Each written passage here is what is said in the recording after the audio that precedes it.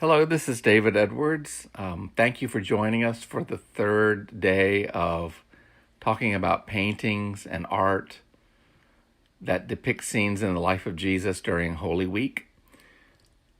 Today, Wednesday, we're speaking of Jesus cleansing the temple, and I'd like to begin by reading a passage from the book of Mark, chapter 11, verses 15 through 18. On reaching Jerusalem, Jesus entered the temple courts and began driving out those who were buying and selling there. He overturned the tables of the money changers and the benches of those selling doves, and would not allow anyone to carry merchandise through the temple courts. And as he taught them, he said, "Is it not written, 'My house will be called a house of prayer for all nations'? But you have made it a den of robbers." The chief priests and the teachers of the law heard this and began looking for a way to kill him, for they feared him, because the whole crowd was amazed at his teaching. The first painting that I would like to talk to you about today is called Jesus Driving the Traitors from the Temple by Greco, the Greek painter. Born Greek but lived in Spain, and it dates to 1600. One of El Greco's best-known paintings, he painted at least four other versions of this story. All are executed in El Greco's unique style of Mannerist painting.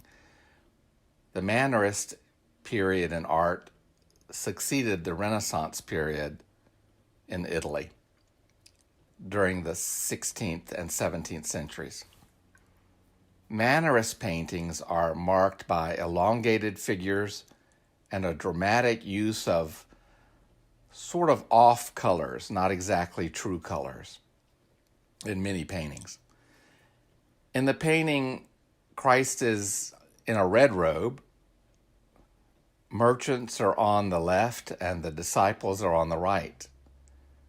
Christ raises his hand or right arm to the merchants, but reassures his disciples with his left hand. Unlike other paintings, there are no sacrificial animals in this painting.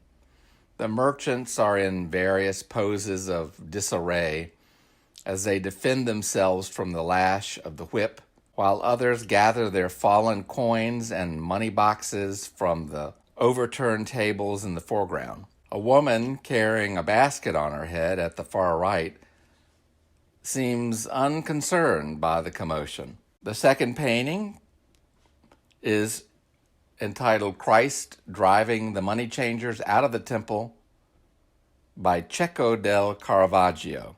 Not much is known about the artist other than he was perhaps a pupil of or greatly influenced by the Renaissance painter Caravaggio. Greco works are not signed or dated, so we really don't know much about him. Like the 17th century painter Caravaggio, Greco uses a direct beam of light from a source off the canvas to illuminate Jesus and nearby merchants in the scene.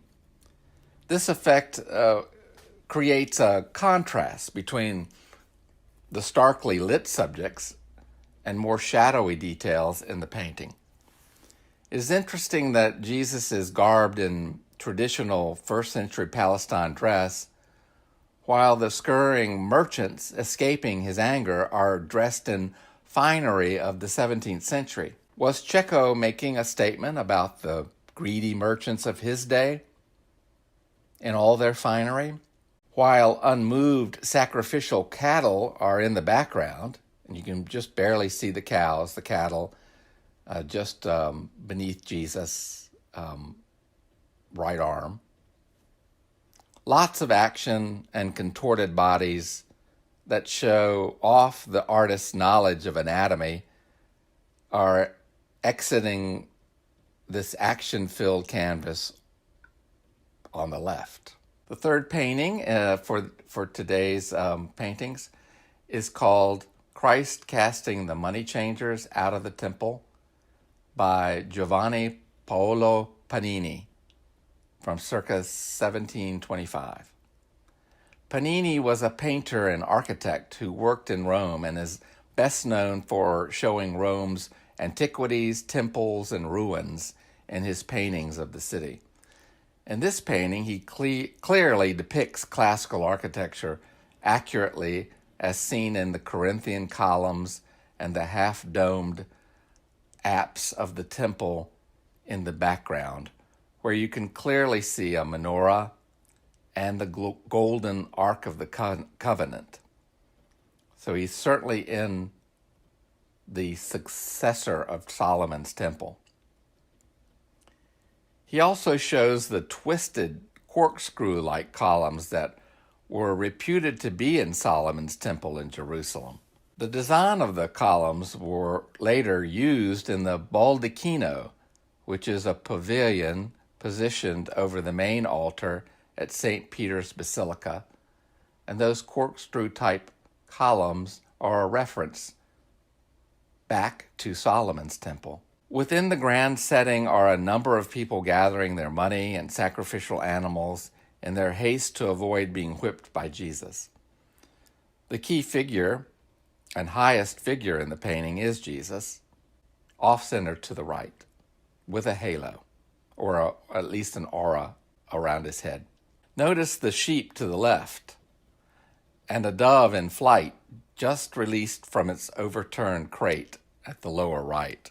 Notice also how Panini shows sort of a atmospheric haze that mutes the many colors of the people's clothing and architecture, as if there's incense or smoke from the sacrifices that are being made in the temple at the time. This painting hangs in the Prado Museum in Madrid, Spain. The next painting is Christ Cleansing the Temple by Carl Bloch, 1875. I showed another painting yesterday by the 19th century Danish painter Carl Bloch. You may recall that he painted 23 paintings depicting the life of Christ for the King of Denmark's chapel. It took him 14 years to paint these scenes. Bloch is known for his realistic style, his play of light and dark upon his subjects, and their crisp outlines and vivid colored clothing. Jesus, in his red and blue robe, dominates the scene and the action as he is about to strike the money changers with one arm, while the other arm points to the way out of the temple. One merchant, belongings in hand, exits to the right, as the fallen man to the left has lost his turban in the turmoil as he gathers his coins from the upset tables.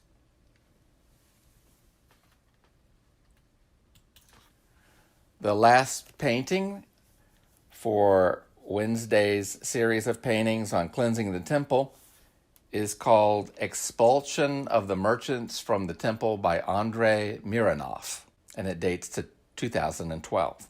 Here is a modern painting of the cleansing of the temple painted in 2012 by Russian painter Andrei Miranov, a contemporary artist known for his portraits and religious paintings. Miranov combines the dramatic beam of light illuminating the scene, as seen in many paintings by the Italian painter Caravaggio that we talked about earlier, and the atmospheric technique we saw in Panini's painting.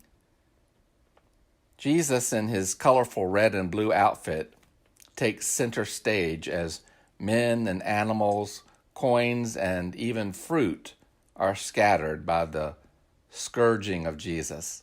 That completes the paintings for Wednesday. I hope you'll join me for a discussion of several paintings that deal with the Last Supper, the Garden of Gethsemane, and Jesus' arrest for Thursday night, Maundy Thursday. Thank you.